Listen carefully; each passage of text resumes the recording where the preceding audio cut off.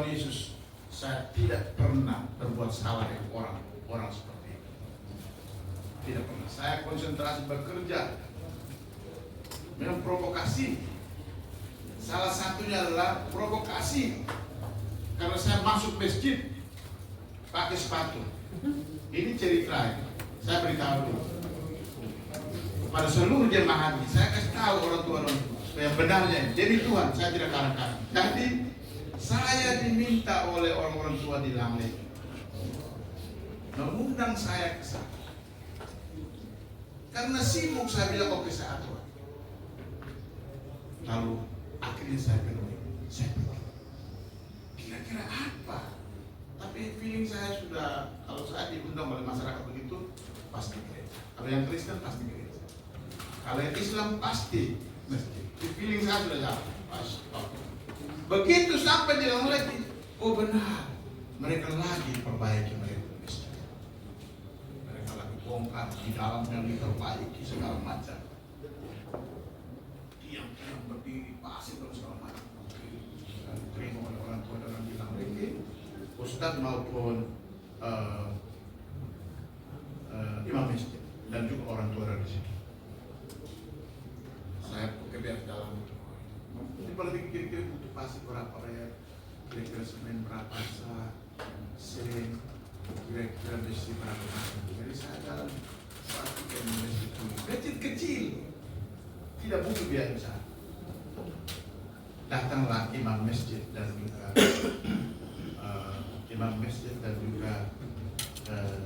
ustaz di sini dan juga orang-orang tua itu. Bapak kita masuk di dalam, melihat itu ya, kami ada bongkar di dalam. Saya bilang, jangan, saya di luar saja. Saya ada pakai sepatu. Tidak Bapak, Bapak itu umui dari saksi. Tidak Bapak. Kami ada bongkar di dalam, jadi Bapak masuk saja. Tidak Bapak.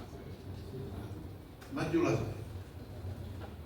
Di depan masjid itu, mau masuk itu terbang. Saya tunduk dan membuka sepatu. Orang tua Bapak Ustaz saya bilang, tidak apa-apa, di dalam ada pasir dan segala macam, aku dokter serahkan dosa. Bapak masuk, kami lagi perbaiki masjid. Maka masuk dengan sepatu. Dan seluruh rombongan yang ada dengan saya itu sama-sama masuk, dan termasuk Bapak Imam Masjid, Bapak Ustaz semua masuk kami. Memang di dalam lagi diperbaiki. Mereka sudah gulung ambil ini, kita punya apa itu? Tukang dorong ini ada kerja di situ, ada bongkar kiri kan, tidak pakai baju semua di dalam. Oke, selesai. Kata-kata saya, kalau begini nanti sholat bagaimana? Begini saja. Kerja sampai hari Kamis stop, bersihkan supaya Jumat bakal dorang sholat Jumat. Setelah itu keluar. Habis pulang. Tengah malam, heboh ini keluar di media. Bahwa penjabat bupati masuk ke masjid. Maka saya minta, oke kalau begitu nah orang tua orang beritahu dulu ini kondisi seperti ini. Maka tengah malam orang tua orang dari Langle mau datang mengadu, saya bilang tidak, besok pagi saja. Datang di kantor bupati, lalu pagi-pagi saya telepon Bapak kita mui. Saya bilang Bapak datang di kantor bupati dulu, ini ada hal yang harus kita ini. Kalau orang tua orang semua dari Langle datang, imam masjid semua dan ustaz, Bapak kita mau datang, dan saya minta Bapak tolong jelaskan kondisi. Lalu orang tua jelaskan.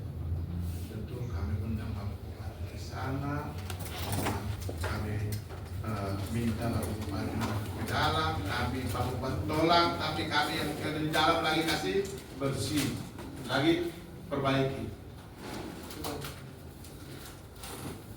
Bapak kita mau lihat dua orang tua saya bercerita sambil menangis. Videonya sambil menangis. Bapak Bupati kami mohon maaf, kami yang ada Bapak ke sana, lalu Bapak ke sana juga. Sekarang dari masalah Bapak di Solo. Bapak ketemu. Nah, itu lalu Bapak ketemu. Saat ini masjid lagi berbaik. Bapak ketemu ya, hari itu biasa. Lagi kita berbaik. Hari ini ada orang yang tidak suka. Mereka mengangkat kembali itu bahwa saya dihadap binatang, sombong, angkuh, masuk ke masjid tanpa kaki, tanpa dengan sepuluh. Padahal ini susah saya tahu kurang.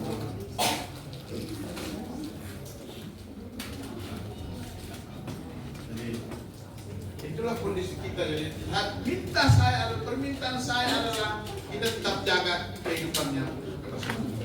Saya sempat beritahu ketemui, Bapak ketemui, ibu saya itu Islam, datang dari Bapak Penari. Ini saya punya om. Ibu saya itu Islam. Kakak saya yang suruh itu haji. Saya dan kakak saya ini yang membangun masjid di Malaysia itu untuk sumbang kepada ibu saya Islam. Saudara, ucapkan terima kasih. Mana mungkin saya mau melakukan tindakan yang menodai umat Islam? Tak mungkin. Itu yang saya sampaikan di forum. Saya tadi malam berdoa, Tuhan, ini kesempatan emas saya bisa bicara dengan orang tua. Ini ada orang tertentu. Ya, mungkin tidak suka barangkali. Begini, saya lagi tegakkan, tidak boleh ada bawa nama saya untuk jual-jual proyek. Tidak boleh. Tidak boleh. Lalu, lakukan itu dengan cara menyerang di media sosial. Menyerang berlebihan sekali. Ya, keluarga juga tidak terima, tapi saya bilang tidak boleh.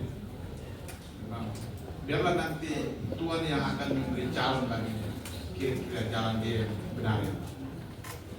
Di media sosial, saya mesti beritahu orang tua orang cerita yang sesungguhnya supaya jangan sampai ada yang menggiring membuat akhirnya hubungan kita kurang baik. Lalu menggambarkan seolah-olah saya itu orang seperti itu. Ya. Dan mohon maaf saya harus sampaikan ke korban. Tadi klarifikasi dari Pak PJ tadi itu kaitan dengan masalah coran di masjid di Lanleki tadi itu, yang kaitan bahwa sudah diselesaikan. Atau mungkin kira-kira Bapak punya himbauan sedikit terkaitan dengan kan orang persoalkan lagi di media sosial tadi itu. Oh ya, jadi terkait dengan persoalan Lanleki, sesungguhnya sudah diselesaikan pada tanggal 3 Februari kalau tidak salah yang lalu, bersama-sama dengan Majelis Ulama dan imam dan orang tua dari Masjid Lanleki, sehingga tidak ada soal lagi. Jadi kalaupun ada yang mempersoalkan, apalagi dia bukan umat Muslim, maka sebaiknya jangan mempersoalkan urusan-urusan umat lain. Nah, itu statement saya sebagai representatif daripada umat Islam di Kabupaten Arus. Maksudnya masing-masing kita menjaga agar supaya kebersamaan yang terjaga, terbangun selama ini di daerah itu tetap terjaga sampai waktu yang tidak terbatas. Dan sehingga ada hal-hal yang tidak perlu dipermasalahkan, jangan dipermasalahkan karena sudah diselesaikan bersama antara Pejabat Bupati dan Majelis Ulama dan tokoh-tokoh Islam. Sudah diselesaikan.